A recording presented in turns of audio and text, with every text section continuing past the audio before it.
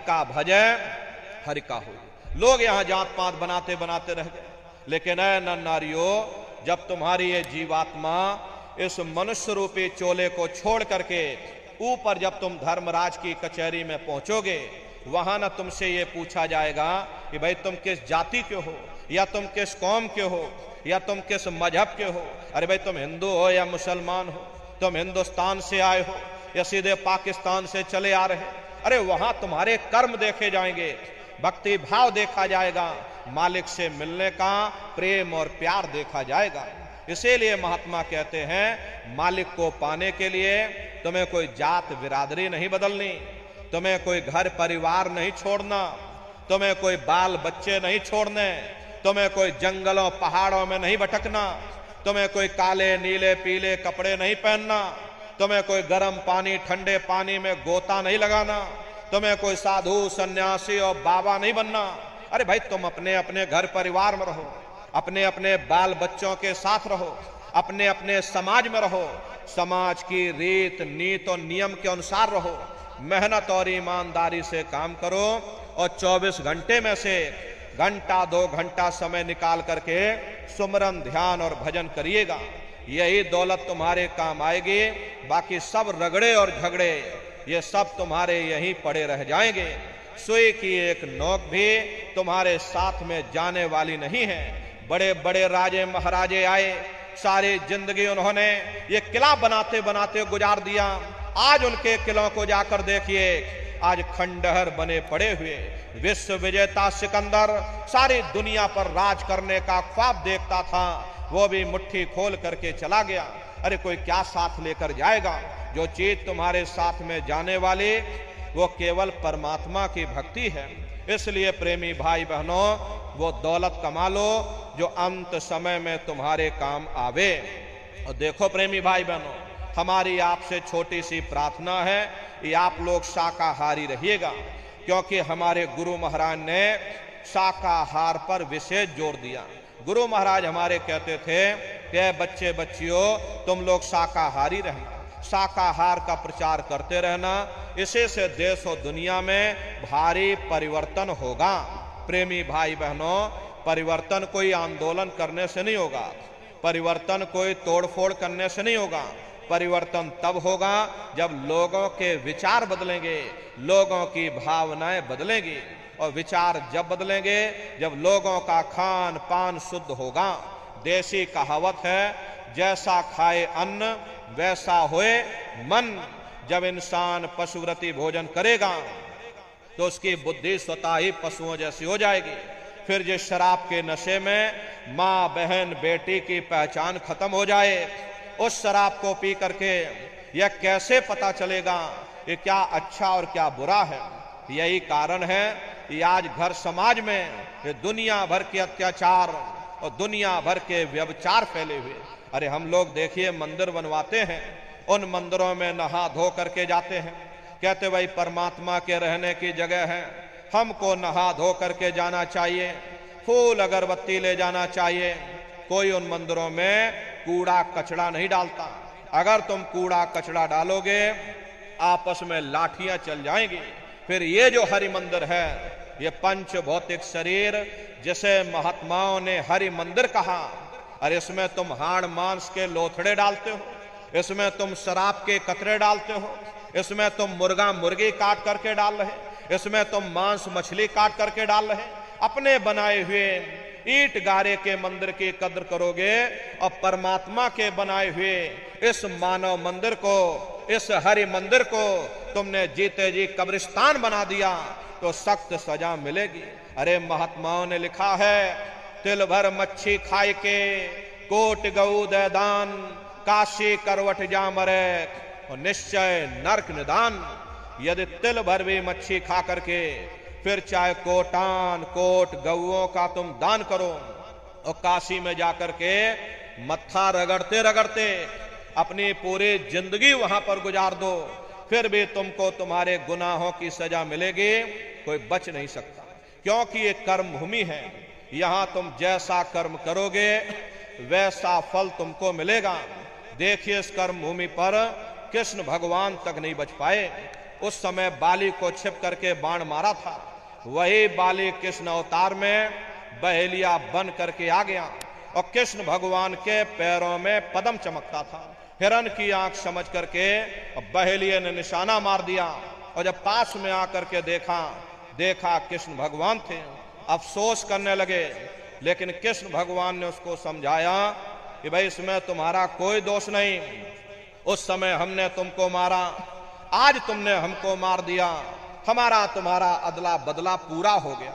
कर्म प्रधान विश्व रच राखा, जो जस करे सो तस फल चाखा। ये कर्मों का ऐसा देश है, यहां तुम जैसे बीज बोगे वैसी फसल काटोगे। इसलिए नर नारियों, हमारी आपसे प्रार्थना है कि आप लोग शाकाहारी रहिएगा।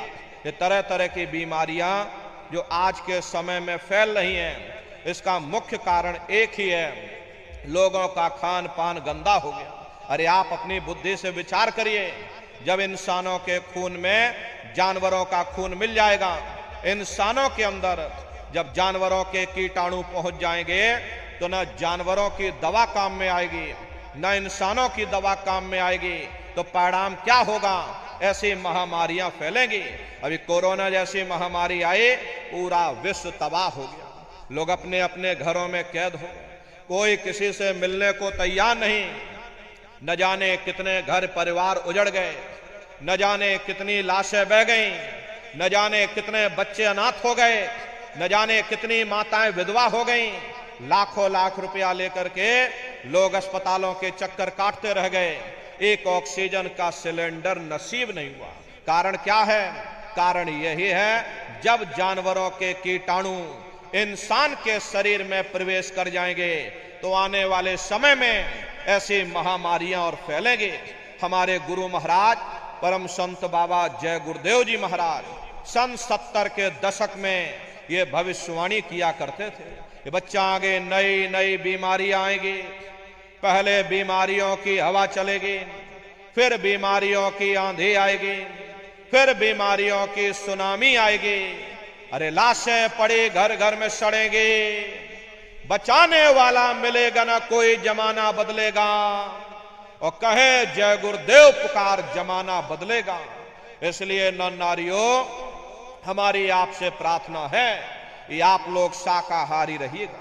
कोई ऐसा नशा मत करो जिससे बुद्धि तुम्हारी पागल हो जाए और घर में मां बहन बेटी की पहचान खो दो। प्रेमी भाई बहनों, एक द्रौपदी के चीर हरण से पूरा का पूरा महाभारत हो गया। बड़े बड़े राजे महाराजे मौन हो गए, भीष्म पितामह मौन हो गए, गुरु द्रोण मौन हो गए। नतीजा क्या रहा? महाभारत हो गया। लाखों करोड़ों लोग काल के गाल में समा गए। एक द्रौपदी के चीर हरण से इतना बड़ा नरसंहार हुआ। अरे आज कलयुग में शराब के नशे में न जाने कितनी माताओं बहनों पर अत्याचार हो रहा, न जाने कितना व्यभिचार हो रहा। इसका भारी परिणाम आवाम जनमानस को भोगना पड़ेगा। अरे कर्मानुसार सबको सजा मिलेगी, अब कोई बच नहीं पाएगा। अब ना भगवान राम का धनुष चलेगा, न भगवान कृष्ण का सुदर्शन चक्र चलेगा। अब कर्मानुसार सजा मिलेगी।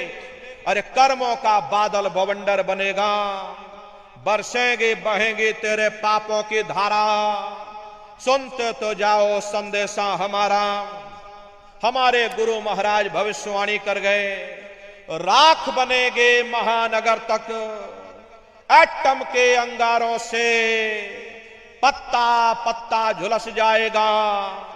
विश्व युद्ध टंकारों से मानव की क्या पेश चलेगी, अंबर तक फट जाएगा।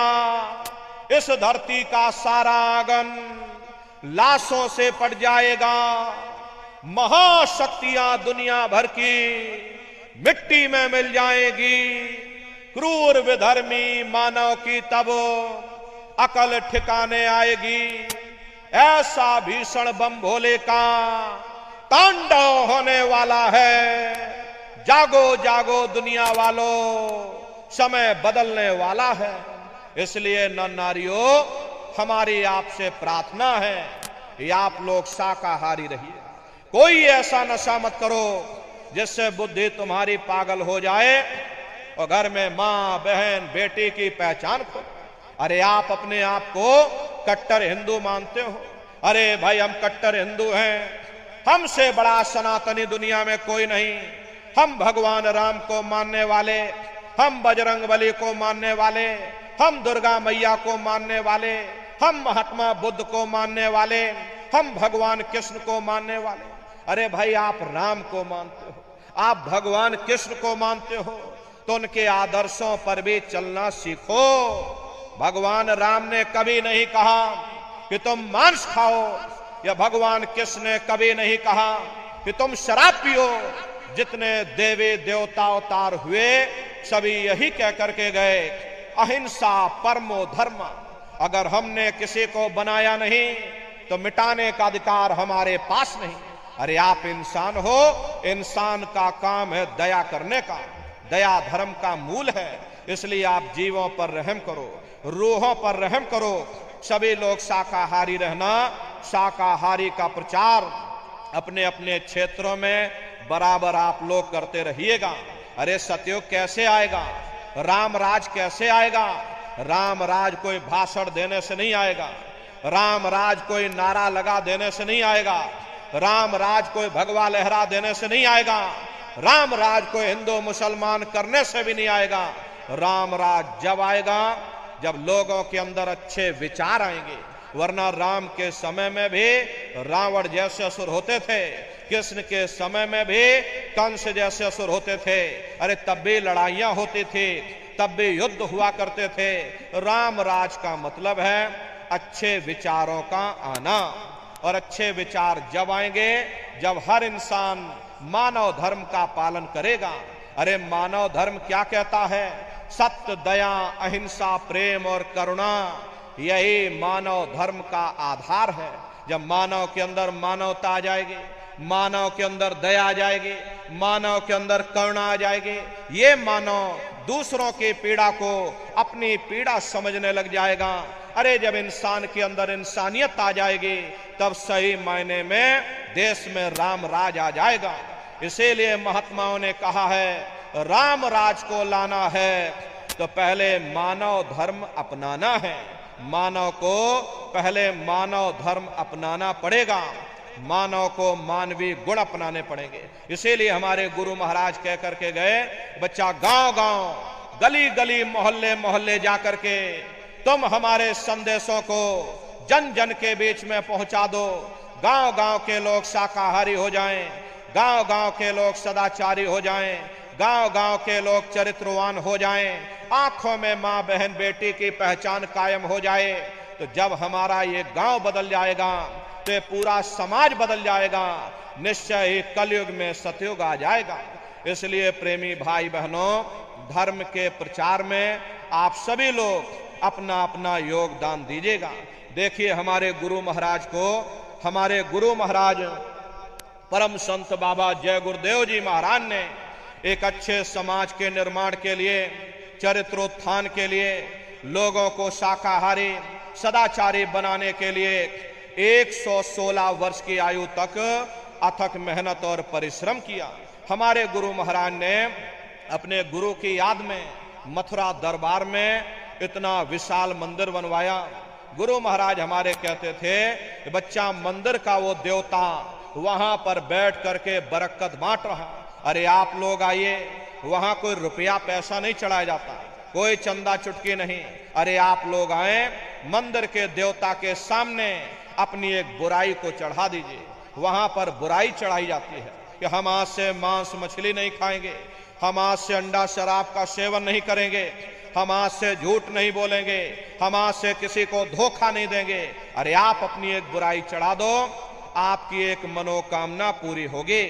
ऐसा वरदानी मंदिर हमारे गुरु महाराज ने अपने गुरु की याद में मथुरा दरबार में बनाया है।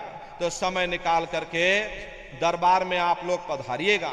देखिए अभी होली का कार्यक्रम 3, 4 और 5 मार्च, ये 3 दिवसीय होली का कार्यक्रम मथुरा दरबार में होने जा रहा। तो आप सभी प्रेमी भाई बहन होली के कार्यक्रम पर सब परिवार सादर आमंत्रित हैं। आप लोग पधारिएगा, अपने दरबार का दर्शन करना। देखिए मथुरा दरबार में हमारे गुरु महाराज की एक छोटी सी गौशाला भी है। हमारे गुरु महाराज के पास में कुल 2 गाय थे। 2 गायों का इतना बड़ा परिवार है, बाहर से कोई नई गाय नहीं मंगवाई। 2 गायों का इतना बड़ा परिवार है। ये आज के समय में करीब करीब 3000 गायें हैं और 3000 के ऊपर सांड हैं। गौशाला अलग है, नंदीशाला अलग है। हमारे यहाँ किसी को बाहर नहीं भेजा जाता, क्योंकि हमारे गुरु महाराज कह करके गए कि बच्चा इनको यहीं रखना, यहीं सेवा पानी करना।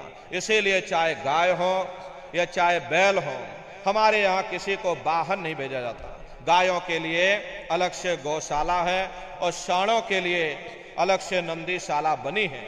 उसी के बगल में अपना एक बहुत बड़ा कॉलेज है, जिसमें 2,500 से 3,000 बच्चे निःशुल्क विद्यादान करते हैं। कॉपी किताब, पढ़ाई लिखाई, भोजन पानी बिल्कुल निःशुल्क है। उसी के बगल में अपना एक बहुत बड़ा अस्पताल है। प्रेमी भाई बहनों, वो गुरु महाराज की कर्म भूमि है और हमारे गुरु महाराज की जन्मभूमि, जहां पर हमारे गुरु महाराज का जन्म हुआ, जिला इटावा, ग्राम खितौरा में पड़ता है। जैसा भव्य मंदिर मथुरा दरबार में बना हुआ, उसी तरह से भव्य मंदिर गुरु महाराज की जन्मभूमि पर बन करके तैयार हो चुका। ये जो आप पोस्टर देख रहे हो, ये गुरु महाराज की जन्मभूमि का मंदिर है। और इधर जो ये पोस्टर लगा है, ये मथुरा दरबार का मंदिर है। तो समय निकाल करके दरबार में आप लोग पधारिएगा, अपने अपने बच्चों को भी साथ में लेकर के आइएगा। हम लोग ये सोचने लगते हैं बच्चों को क्या करेंगे ले जाकर, ये बच्चे छोटे हैं, इनको घर में रहने दो, इनको पढ़ाई लिखाई करने दो। अरे पढ़ाई लिखाई जरूरी है, हम आपकी ये बात मानते हैं कि आज के समय में शिक्षा बहुत जरूरी है। लेकिन प्रेमी भाई बहनों, शिक्षा के साथ साथ अच्छे संस्कार भी जरूरी हैं। और संस्कार को डिग्री और डिप्लोमा कर लेने से नहीं पड़ जाते। अगर डिग्री और डिप्लोमा कर लेने से ही बच्चों के अंदर संस्कार पड़ गए होते तो हिंदुस्तान में इतने वृद्धाश्रम न खोले जाते। संस्कार पड़ेंगे महात्माओं के वचनों से, संस्कार पड़ेंगे सत्संग के माध्यम से। ये बच्चे देश के भविष्य हैं। इन बच्चों के अंदर अच्छी शिक्षा के साथ साथ अच्छे संस्कार डालना ये समय की बहुत बड़ी मांग है। ऐ माताओं बहनों, ये बच्चे तुम्हारी धरोहर हैं, ये बच्चे तुम्हारे जीवन की पूंजी हैं, तुम्हारे जीवन का उजाला है, तुम्हारे जीवन की लाठी हैं। इसलिए अपने बच्चों पर विशेष आप लोग ध्यान दीजिएगा। इन बच्चों को आप बचपन से तैयार करो, इनको अच्छी शिक्षा देना, इनको अच्छे संस्कार देना, इनको शाकाहारी बनाना, इनको सदाचारी बनाना, इनको चरित्रवान बनाना, और इनको भी तुम राम और कृष्ण बना दो। यही बच्चे बड़े होकर के अपने माँ बाप का नाम रोशन करेंगे, घर और समाज का नाम रोशन करेंगे।